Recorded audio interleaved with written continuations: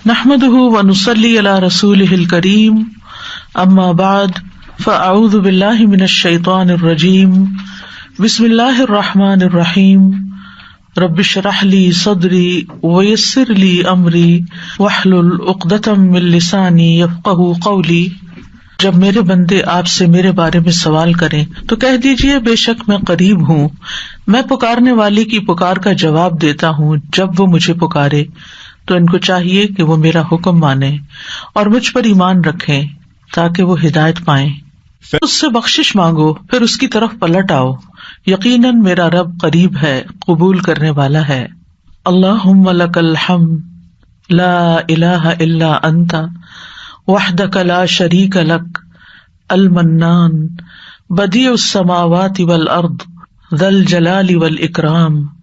اے اللہ، ساری تعریف تیرے لیے ہے، تیرے سوا کوئی الہ نہیں، تو اکیلا ہے، تیرا کوئی شریک نہیں، تو بہت نوازنے والا ہے، تو آسمانوں اور زمین کا پیدا کرنے والا ہے، اے جلال اور اکرام والے رب۔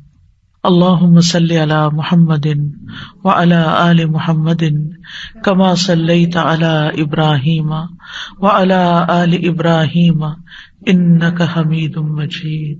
اللہم بارک علی محمد وعلی آل محمد کما بارکت علی ابراہیم وعلی آل ابراہیم انک حمید مجید۔ آج ہم انشاءاللہ رزق میں کشادگی کی دعائیں پڑھیں گے۔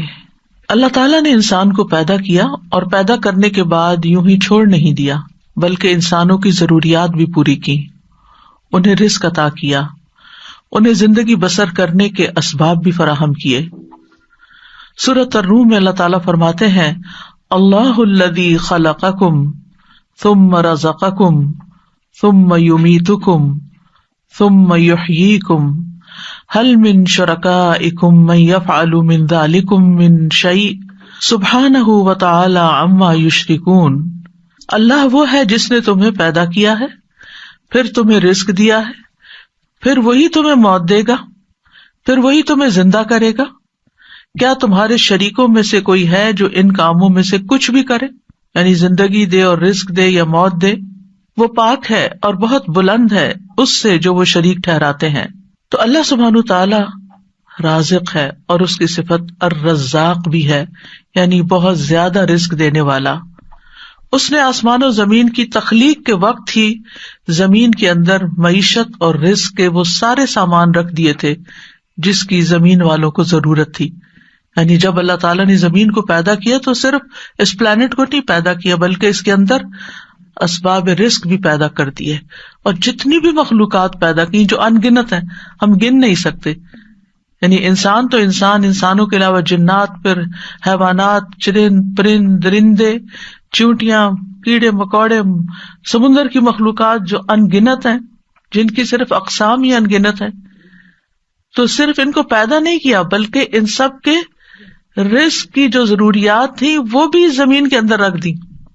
اور پھر آپ دیکھیے کب سے یہ زمین بنی ہے اور کب سے اس پر حیوانات موجود ہیں، اور وہ ہر روز کھا رہے ہیں، پی رہے ہیں، اپنی ضروریات پوری کر رہے ہیں۔ سبحان اللہ، یعنی انسان سوچے، اور اگر انسان اس کو شمار کرنا چاہے، گننا چاہے، تو آپ گن نہیں سکتے، آپ امیجن بھی نہیں کر سکتے کہ ہر روز کتنی مخلوق کیا کچھ نہیں کھا جاتی، اور پھر اگلے روز پھر دن میں صرف ایک بار نہیں، انسان تو حیوانوں سے بھی زیادہ کئی بار کھاتے ہیں، اور اللہ تعالیٰ دے رہا ہے اور دے رہا ہے اور دے رہا ہے، ہزاروں سال سے یہ سلسلہ چل رہا ہے، اور وہ سارے اسباب معیشت زمین کے اندر ہیں۔ یعنی ایسا نہیں کہ وہ کچھ کھا لیے تو پھر ختم ہو گئے، جیسے آپ اپنی فریج میں سے کچھ نکال لیں تو پھر دوبارہ تو وہ نہیں ملے گا جو آپ نے نکال لیا، لیکن اللہ کی زمین کے اندر جو کچھ ہے وہ آپ نکالتے جا رہے ہیں، اور پھر اللہ تعالیٰ دوبارہ ان میں سے پیدا کرتا چلا جا رہا ہے۔ یعنی ایک ٹری جو آج ہمیں نظر آتا ہے، معلوم نہیں اس کے پیچھے کتنی ہی چین ہے ٹریز کی کہ جن کا یہ بچہ ہے جو آج ہمیں نظر آ رہا ہے۔ تو یہ اللہ سبحانہ تعالیٰ ہی کی قدرت ہے اور اس کی طاقت ہے اور اس کی پلاننگ ہے۔ اسی لیے ہم جب رب کا لفظ استعمال کرتے ہیں تو ہم کیا کہتے ہیں؟ خالق، پیدا اس نے کیا، مالک بھی وہی، مدبر بھی وہی، رازق بھی وہی۔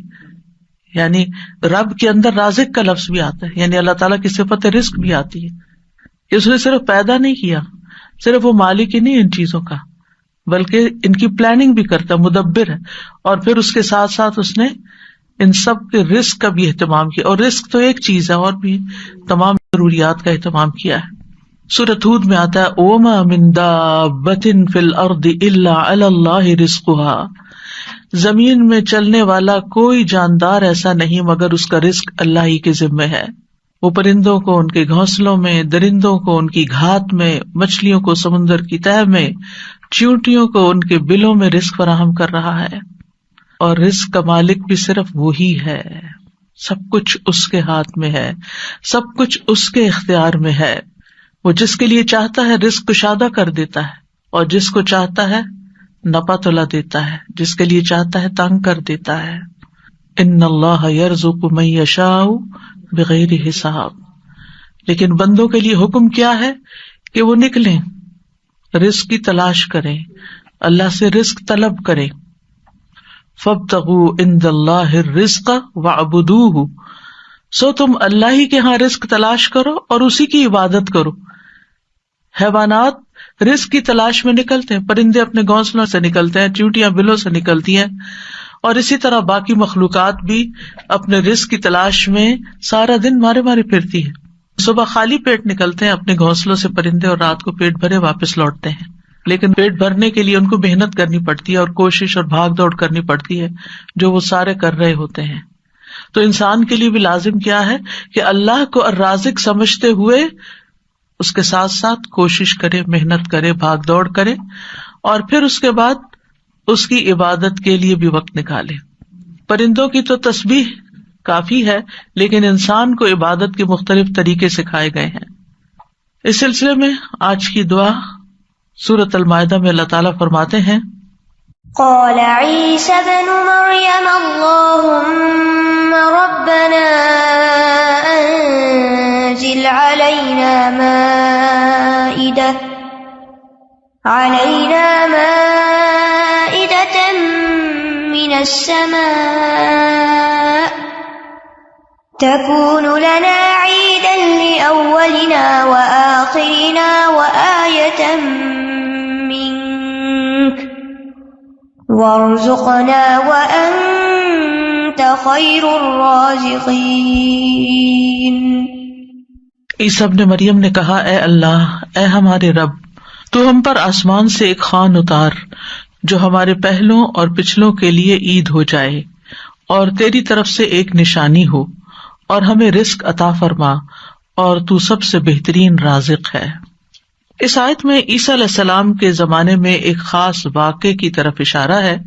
عیسیٰ علیہ السلام نے جب لوگوں کو اللہ تعالیٰ کی طرف بلایا تو حواریوں نے اس پر لبیک کہا، آپ پر ایمان لائے، اور ایمان میں مزید اطمینان کے لیے عیسیٰ علیہ السلام سے کہا کہ کیا آپ کا رب یہ کر سکتا ہے، اس میں یہ قدرت ہے کہ ہم پر آسمان سے تیار شدہ کھانا اتارے؟ یعنی ویسے تو اللہ تعالیٰ زمین سے رزق دے ہی رہا ہے، تو ہم چاہتے ہیں کہ وہ آسمان سے ہمارے لیے کھانے کے لیے ریڈی ٹو ایٹ ہمارے لیے ایک خوان اتارے، یعنی پورا دسترخوان نیچے آئے۔ تو عیسیٰ علیہ السلام نے انہیں اس مطالبے سے روکا اور اللہ سے ڈرایا، کیونکہ یہ ایک طرح کا معجزہ تھا، اور معجزہ طلب کرنے کے بعد اگر کوئی شخص اللہ تعالیٰ کی بات نہیں مانتا تو پھر اس کی سزا بہت سخت ہے۔ لیکن حواریوں نے اپنے مطالبے کی 3 وجوہات بتائیں کہ ہم کیوں چاہتے ہیں کہ ہمارے ساتھ ایسا ہو۔ ایک یہ کہ ہم فکر معاش سے آزاد ہو کر، یکسو ہو کر اللہ کی عبادت کریں۔ دوسرے یہ کہ ہمیں یقین حاصل ہو جائے کہ آپ جو کچھ ہمیں کہہ رہے ہیں کہ یہ اللہ کی طرف سے ہے، وہ بالکل سچ ہے، حقیقت ہے، اور اللہ واقعی ہر چیز پر قدرت رکھتا ہے۔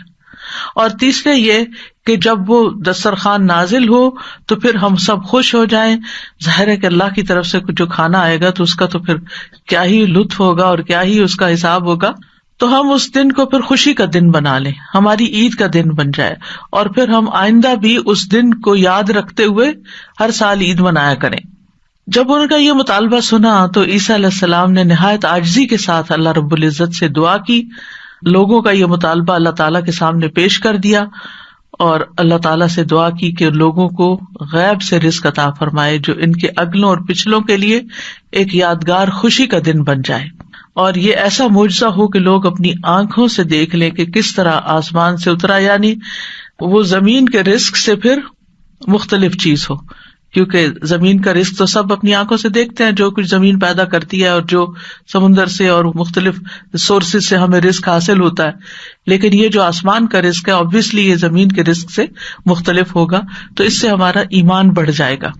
تو عیسیٰ علیہ السلام نے عرض کی قال عیسی ابن مریم اللہم ربنا، آپ دیکھیے دعاؤں میں یا اللہم آتا ہے یا ربنا آتا ہے، یہاں عیسیٰ علیہ السلام نے دونوں صیغے استعمال کیے ہیں، اللہم ربنا یعنی حواریوں کا مطالبہ قبول کر کے اللہ سبحانہ تعالیٰ سے نہایت عاجزی کے ساتھ دعا کی کہ اے اللہ، اللہم اے اللہ، ربنا جو ہمارا پالنے والا ہے، جو ہمارا رب ہے۔ اور اس سے یہ بھی ظاہر ہوتا ہے کہ عیسیٰ علیہ السلام اپنے آپ کو نہ اللہ سمجھتے تھے، نہ اللہ کا بیٹا، اور نہ ہی رب سمجھتے تھے، بلکہ وہ اللہ سبحانہ تعالیٰ کو یا اللہ اور یا رب کہہ کے پکار رہے تھے۔ تو اس سے کیا ظاہر ہوتا ہے کہ وہ خود رب نہیں تھے، اور نہ ہی وہ اس کے قائل تھے، اور نہ ہی وہ کسی چیز میں اپنا کوئی اختیار سمجھتے تھے۔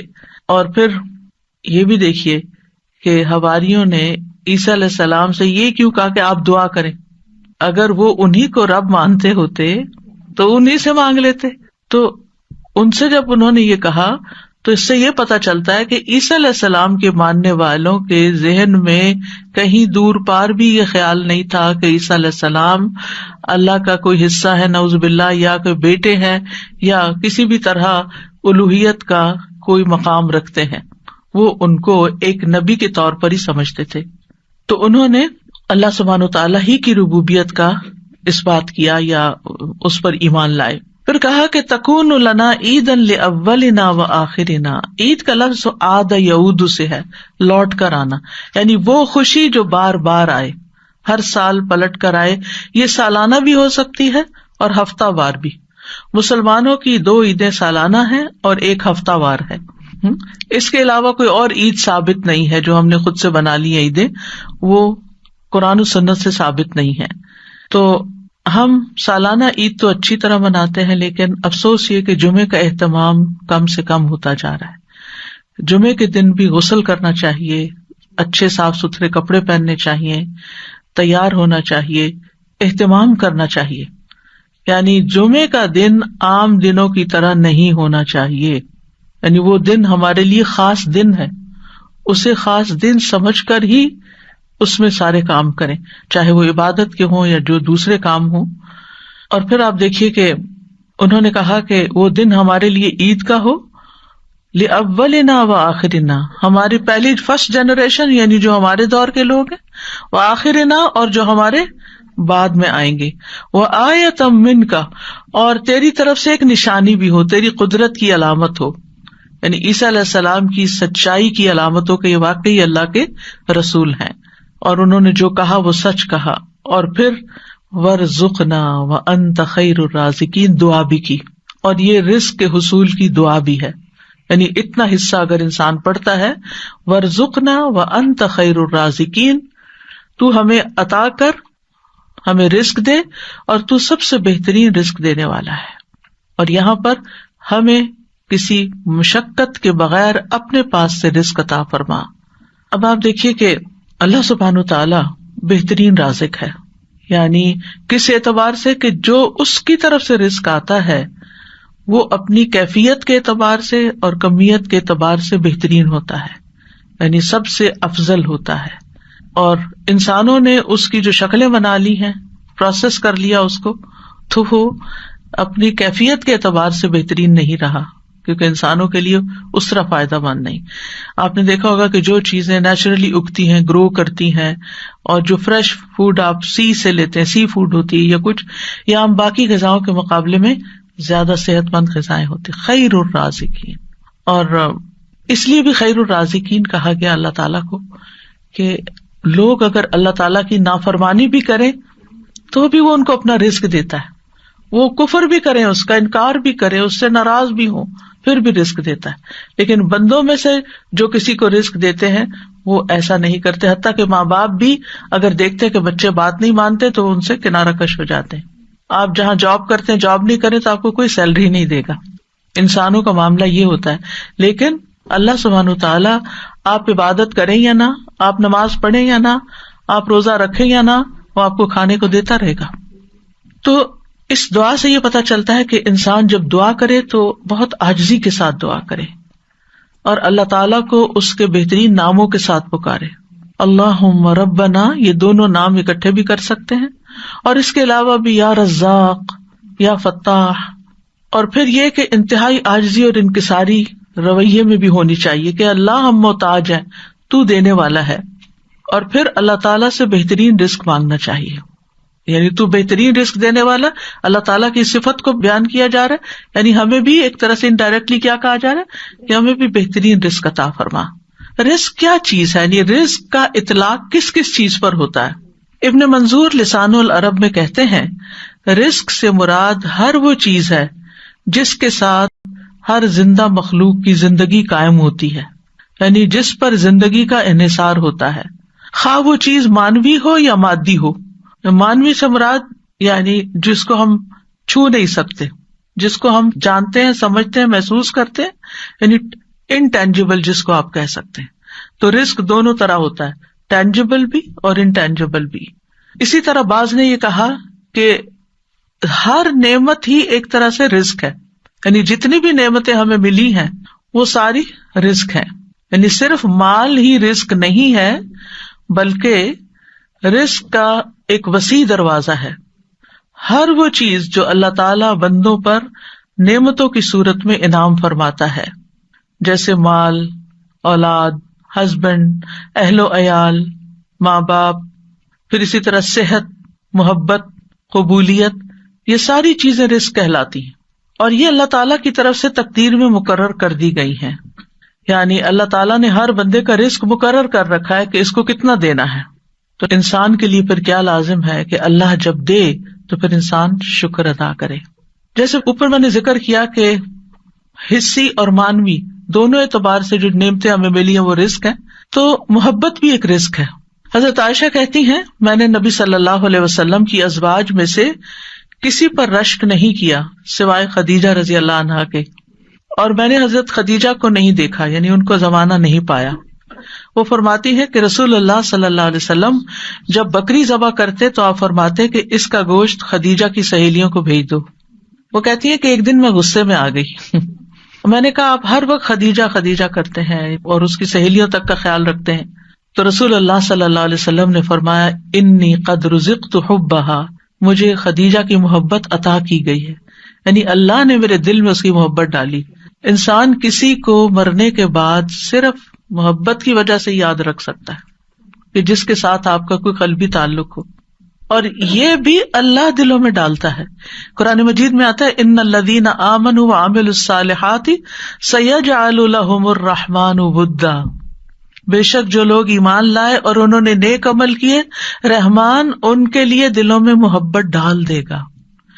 آپ کسی سے زبردستی محبت نہیں کرا سکتے، آپ کسی کے آگے رو پیٹ کے، اس کے ساتھ غصہ کر کے، اس کی منتیں کر کے، یا اس کو مال دے کے، یا اس کی خوشامد کر کے آپ اس سے کہیں آپ مجھے محبت دیں، آپ مجھ سے محبت کریں، کبھی بھی نہیں کوئی کرے گا جب تک اللہ دلوں میں محبت نہ ڈالے. اور اگر آپ کے لیے اللہ نے کسی کے دل میں محبت ڈال دی ہے تو اس پر اللہ کا شکر ادا کرنا چاہیے کہ یہ اللہ نے رزق دیا ہے مجھے، کیونکہ محبت کہیں سے خریدی نہیں جا سکتی. اللہ تعالیٰ فرماتے ہیں لو انفقت ما فی الارض جمیعا ما الفت بین قلوبہم، اگر زمین میں جو کچھ ہے سارے کے سارا بھی آپ خرچ کر دے دیں لوگوں کو، آپ ان کے دلوں میں محبت نہیں ڈال سکتے. یعنی نہ یہ مال سے خریدی جا سکتی ہے، اور نہ ہی یہ کسی مطالبے سے خریدی جا سکتی ہے، اور نہ ہی یہ احسان جتا کے اور کسی کو ذلیل کر کے یا کسی کو کسی طرح مجبور کر کے محبت لی جا سکتی ہے. یہ اللہ کی دین ہوتی ہے، اور جس کو اللہ دے وہی محبت حاصل کرتا ہے. اور اس کے پیچھے بھاگنا نہیں چاہیے، بھاگنا چاہیے اللہ کی رضا کے کاموں میں. اور نہ اس بات کی فکر کرنی چاہیے میری ماں مجھ سے محبت کرتی ہے کہ نہیں، کیونکہ کچھ بچوں کو ساری زندگی یہی یقین نہیں آتا کہ ماں محبت کرتی ہے، شوہر مجھ سے محبت کرتا ہے کہ نہیں، ساری زندگی شک میں پڑی رہتی ہیں، حتیٰ کہ بیمار پڑ جاتی ہیں بعض خواتین. ریسنٹلی کسی کے بارے میں جو پتا چلا کہ ان کا دماغ چل گیا صرف اس بات پہ کہ ہسبینڈ مجھ سے وہ محبت نہیں کرتا جو مجھے چاہیے، اور اس کی وجہ سے مزری، دنیا کی ہر نعمت ہے اس کے پاس، لیکن اب وہ ایک طرح سے ذہنی مریض بن گئی خاتون. وہ تو خیر ایک سیویئر کیس ہو گیا نا، لیکن اس سے نچلے درجے پر کسی نہ کسی ڈگری، کسی نہ کسی لیول پر ہر شخص کو یہ شکوہ رہتا ہے، اور اس سے باہر نکلنا چاہیے، کیونکہ انسان اس سے اپنی صلاحیتیں کھو دیتا ہے. انسان کی پروڈکٹیوٹی ماری جاتی ہے جب انسان لوگوں کی محبت کا یا تو دیوانہ ہوتا ہے، اور یا وہ اس کا فقیر بن جاتا ہے، یا اس کو یہ پریشانی لگ جاتی ہے کہ کوئی مجھ سے محبت کیوں نہیں کرتا، کیونکہ اس پریشانی سے انسان کو حاصل کچھ نہیں ہوتا. اور پھر آپ دیکھیے کہ بعض اوقات خواتین کا مسئلہ یہ بھی ہوتا ہے کہ ان کے اوپر کچھ کنڈیشنز ایسی ہوتی ہیں، ہارمونل چینجز ہوتے ہیں، پیریڈز کا مسئلہ ہے، بچوں کی ولادت کا مسئلہ ہے، اور کئی طرح کی پریشانیاں، بچوں کو دودھ پلا رہی ہے، فزیکل کنڈیشنز کتنی بدلتی جاتی ہیں، جس کی وجہ سے عموماً وہ زیادہ اٹینشن سیکرز ہوتی ہیں. تو یہ جو اٹینشن سیکنگ ہے یہ بھی ایک بیماری ہے، یعنی اس میں بھی آپ نے اپنا ریموٹ کنٹرول دوسرے کے ہاتھ میں دیا ہوا ہے. وہ آپ کو اٹینشن دے تو آپ خوش، آپ کے اپنے پاس کوئی چیز نہیں کہ جس سے آپ خوش ہو سکیں.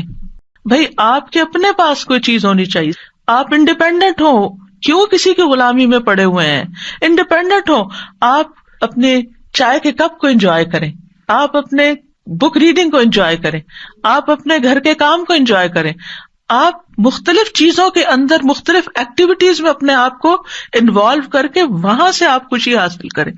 اپنی خوشیاں اپنے بچوں کے اندر مت ڈال دیں کہ بچے سامنے ہوں گے تو میں خوش ہوں گی اور بچے نہیں تو میں خوشی نہیں.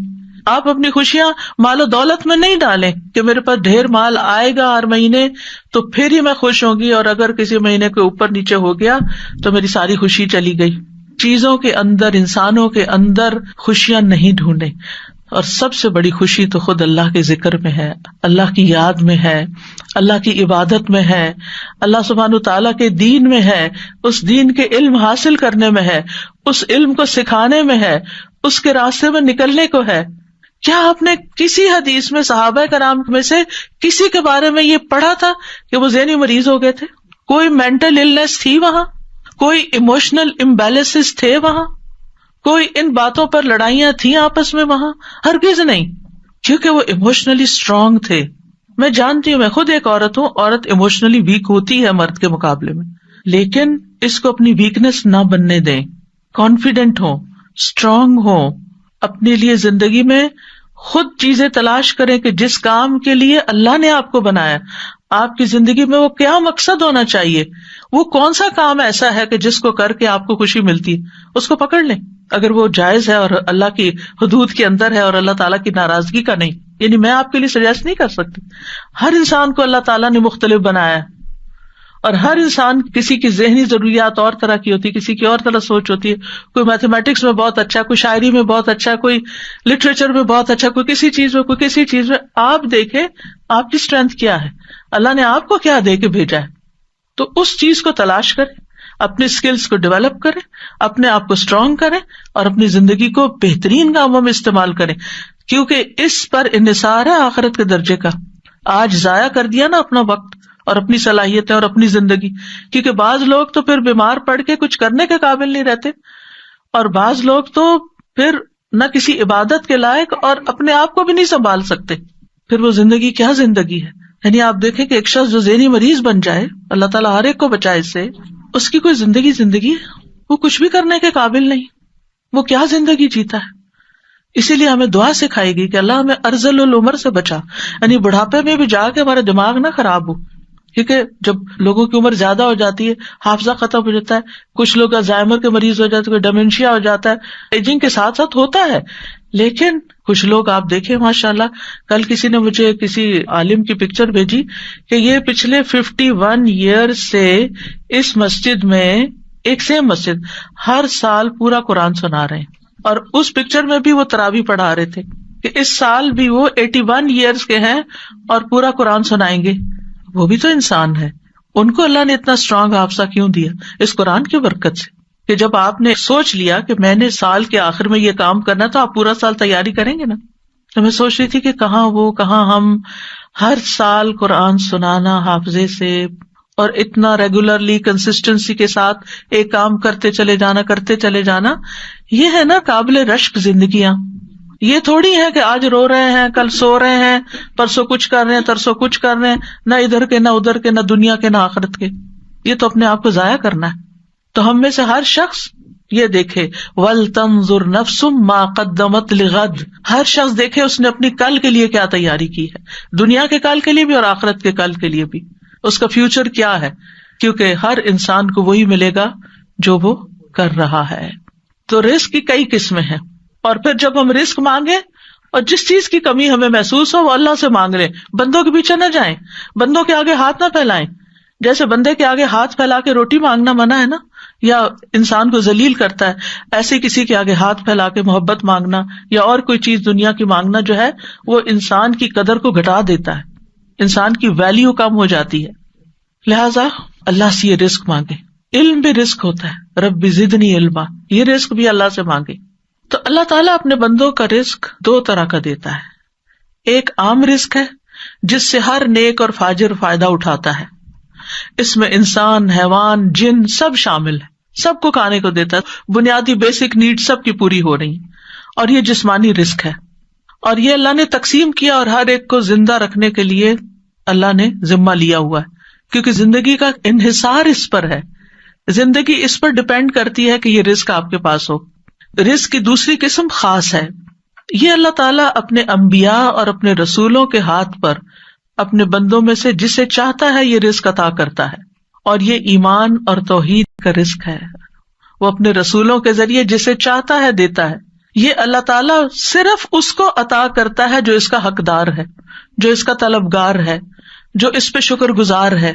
کیونکہ اگر آپ اس کی پرواہ نہیں کرتے کہ آپ ہدایت کے راستے پہ یا گمراہی پہ، تو اللہ کو بھی پرواہ نہیں. تو جو اس کو ڈیزرو کرتا ہے اور جو اس پہ پھر شکر ادا کرتا ہے کہ الحمدللہ الذی ہدانی لہذا، اللہ نے مجھے نعمت اسلام دی، میں شکر گزار ہوں اس پر. تو اللہ تعالیٰ تو بڑے فضل والا ہے، بہت زیادہ احسان کرنے والا ہے. اور جیسے دنیاوی رزق کے لیے اسباب اختیار کرنے پڑتے ہیں، ایسے ہی اس رزق کے لیے، ایمان اور ہدایت کے رزق کے لیے بھی اسباب اختیار کرنے پڑتے ہیں. آپ کو کوشش کرنا پڑتی ہے، آپ کو نکلنا پڑتا ہے کہ آپ کو یہ رزق بھی ملے. یعنی یہ نہیں کہ دنیا کے رزق کے لیے تو ہم کوشش کریں اور جب دین کا رزق لینا ہو تو ہم کہیں اللہ تو بس ہدایت دے دے، ہم گھر میں بیٹھے. ایسے نہیں، اس کے لیے بھی محنت کرنی پڑتی. اور ہماری اسلامی تاریخ، اسلامک ہسٹری ہمارے سامنے ہے کہ کس طرح علماء نے ایک ایک حدیث کے لیے مہینوں کا سفر کیا، ایک حدیث جاننے کے لیے، اور اپنی زندگیاں کھپا دی. پیدل بھی چلے اور سواریوں پر بھی، اور لٹے بھی اور پٹے بھی، اور گرمی اور سردی برداشت کی، اور ہر طرح کی تکلیف اٹھائی اس علم کو حاصل کرنے کے لیے. اس کے مقابلے میں ہم نے تو کچھ بھی ایفرٹ نہیں لگائی، کوئی قربانی نہیں دی. تو ایمان میں اضافے کے لیے بھی آپ کو نکلنا پڑتا ہے، کچھ کام کرنے پڑتے ہیں، اس کے لیے بھی اجتماعیت چاہیے ہوتی ہے، علم میں اضافے کے لیے بھی. اسی طرح اگر آپ چاہتے ہیں کہ آپ کی قدر، عزت اور محبت میں اضافہ، تو اس کے لیے بھی آپ کو قربانیاں دینی پڑتی ہیں، اس کے لیے آپ کو بندوں کی خدمت کرنی پڑتی ہے. عزت لینا چاہتے ہیں، عزت دینی پڑتی ہے، محبت لینا چاہتے ہیں، محبت دینی پڑتی ہے. یعنی اس دنیا میں اللہ تعالیٰ نے ایک اصول بنایا ہے، گیو اینڈ ٹیک. پہلے گیو، دینے والے بنو، جب آپ کو ملے گا. یہ انسانی کوششوں کا حصہ ہے، اور باقی اس کے ساتھ ساتھ دعا اور اللہ سے اچھی امید. اور یاد رکھیے، سب سے بہترین رزق تو جنت ہے، سب سے بہترین نعمت جنت ہے، جو سب سے مکمل، سب سے افضل، سب سے معزز، سب سے بلند، سب سے زیادہ قائم رہنے والا ایسا رزق جو کبھی ختم نہیں ہوگا، جس کی راحتیں اور لذتیں اور نعمتیں کبھی بھی ختم نہ ہوں گی. اور یہ رزق مومنوں کے ساتھ خاص ہے، یہ صرف ایمان والوں کے لیے ہے. اللہ تعالیٰ فرماتے ہیں وَمَن يُؤْمِن بِاللَّهِ وَيَعْمَلْ صَالِحًا يُدْخِلْهُ جَنَّاتٍ تَجْرِي مِن تَحْتِهَا الْأَنْهَارُ خَالِدِينَ فِيهَا أَبَدًا قَدْ أَحْسَنَ اللَّهُ لَهُ رِزْقًا. اور جو اللہ پر ایمان لائے اور نیک عمل کرے وہ اسے ایسے باغوں میں داخل کرے گا جن کے نیچے سے نہریں بہتی ہیں، ان میں وہ ہمیشہ رہنے والے ہیں، ہمیشہ ہمیشہ، بلا شبہ اللہ نے اس کے لیے اچھا رزق بنایا ہے۔ پھر یہ بات یاد رکھیے کہ رزق کا مالک بھی صرف اللہ ہے، رزق کی کنجیاں بس اس کے پاس ہے۔ قرآن مجید میں آتا ہے یا ایھا الناس اذکروا نعمت اللہ علیکم هل من خالق غیر اللہ یرزقکم من السماء والارض لا الہ الا هو فانا تؤفکون۔ لوگو اپنے آپ پر اللہ کے احسان کو یاد رکھو، کیا اللہ کے سوا کوئی اور خالق بھی ہے جو تمہیں آسمانوں اور زمین سے رزق دے؟ کوئی اور بھی ہے؟ نو، یاد رکھو اس کے سوا کوئی الہ نہیں، پھر تم کہاں سے دھوکا کھا جاتے ہو۔ پھر اسی طرح رزق میں جو کمی بیشی ہوتی ہے، اپ اینڈ ڈاؤن ہوتا ہے، مثلاً کوئی وقت ہوتا ہے آپ کے پاس بہت ہوتا ہے، پھر ایک وقت ہوتا ہے کہ وہ سکڑنے لگتا ہے، کم ہونے لگتا ہے۔ ایک وقت ہوتا ہے آپ اپنی جوانی کی پیک پر ہوتے ہیں، خوب محنت کام کرتے ہیں، بہت کچھ ہوتا ہے، پھر آہستہ آہستہ آہستہ کم ہوتا جاتا ہے، پھر آپ ریٹائر ہو جاتے ہیں، پھر آپ بوڑھے ہو جاتے ہیں، پھر آپ دوسروں کے محتاج ہو جاتے ہیں۔ تو یہ زندگی میں عام طور پر اوپر جانا نیچے آنا یہ سب دیکھتے ہی ہیں، زندگی کے اپس اینڈ ڈاؤن جن کو کہتے ہیں آپ۔ لیکن بات یہ ہے کہ عام دنوں میں بھی رزق، چاہے جسمانی رزق ہو، مال کی شکل میں ہو یا محبت ہو، اس میں اپس اینڈ ڈاؤنز ہوتے ہیں۔ ریلیشنز میں بھی اپس اینڈ ڈاؤنز ہوتے ہیں، یعنی انسانوں کے ساتھ جو محبت ہوتی ہے ہر وقت ایک جیسی نہیں ہو سکتی، ہر وقت پیک پر نہیں ہو سکتی۔ کیوں؟ اس لیے کہ انسان اس کو برداشت نہیں کر سکتا۔ اللہ نے ہمارے لیے جذبات بنائے، بڑے خوبصورت ہیں یہ جذبات، لیکن ہر وقت جذبات میں رہنا نقصان دہ ہے، ہر وقت جذباتی زندگی گزارنا نقصان دہ ہے۔ پھر اسی طرح قرآن مجید میں آتا ہے اللہ یبسط الرزق لمن یشاء ویقدر، اللہ رزق فراخ کر دیتا ہے جس کے لیے چاہتا ہے اور تنگ کرتا ہے۔ وفرحوا بالحیات الدنیا، اور وہ دنیا کی زندگی پہ خوش ہو گئے۔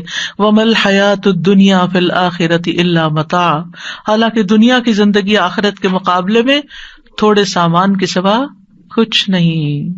کیا اللہ تعالیٰ کے پاس کمی ہو جاتی کہ وہ ہمارا رزق تنگ کر دیتا؟ نہیں، ایسا نہیں ہے۔ لہو مقالید السماوات والارض، اسی کے پاس آسمان و زمین کی کنجیاں ہیں۔ یبسط الرزق لمن یشاء، پھر اس کی اپنی حکمت ہے، اس کی تقسیم ہے، جس کے لیے چاہتا پھیلا دیتا، ویقدر، اور تنگ کر دیتا ہے۔ وہ جانتا ہے، پھیلا دیتا ہے، دیکھتا ہے، آزماتا ہے، کتنا شکر ادا کرتا ہے۔ لیبلونی ااشکر ام اکفر، اللہ نے مجھے یہ سب کچھ دیا کہ مجھے آزما رہا ہے، میں شکر کرتا ہوں یا ناشکری کرتا ہوں۔ اور پھر تنگ کر دیتا ہے کہ صبر کرتا ہے یا واویلا کرتا ہے یا حرام طریقے اختیار کرنے لگتا ہے، وہ بھی آزمائش ہو جاتی ہے۔ بہرحال اس کے پاس تو خزانے ہیں، وَلِلَّهِ خَزَائِنُ السَّمَاوَاتِ وَالْأَرْضِ، اللہ کے پاس آسمان و زمین کے خزانے ہیں، اور ان میں سے وہ جس کو چاہے خوب نواز سکتا ہے، اور جتنا چاہے دے، اس کے خزانوں میں کوئی کمی نہیں آتی۔ رسول اللہ صلی اللہ علیہ وسلم نے فرمایا اللہ کا دایاں ہاتھ بھرا ہوا ہے، اور دن رات کی فیاضی سے اس میں کوئی کمی واقع نہیں ہوتی۔ کیا تم دیکھتے نہیں کہ جب سے اس نے آسمان و زمین پیدا کیے تب سے اس نے کتنی فیاضی کی ہے، دے رہا ہے، لیکن اس کے دائیں ہاتھ میں جو کچھ ہے اس میں کوئی کمی واقع نہیں ہوئی، یعنی عطا کرنے سے اس کے خزانوں میں کمی نہیں آتی۔ تو جب ہم دعا کریں نا، تو یہ میں آپ کو نالج کیوں دے رہی ہوں، تاکہ جب آپ اللہ سے رزق مانگیں تو آپ کے اللہ تعالیٰ آپ کے پاس تو ڈھیروں خزانے، اور دینے سے کمی بھی نہیں ہوتی۔ ایک تو ہے نا کہ آپ کسی سے مانگتے، وہ کہتا نہیں میں نہیں دے سکتا، میرے تو اپنے لیے کافی نہیں۔ انسانوں کے ساتھ تو ایسا معاملہ کرتے ہیں کیونکہ وہ ان کے پاس ہوتا نہیں ہے، وہ خود محتاج ہے۔ لیکن اللہ تو محتاج نہیں نا کسی کا، وہ تو بادشاہ ہے، اور اس کے پاس تو خزانے ہیں، اور وہ صرف کون کہے گا اور آپ کے پاس ڈھیر لگ جائیں گے۔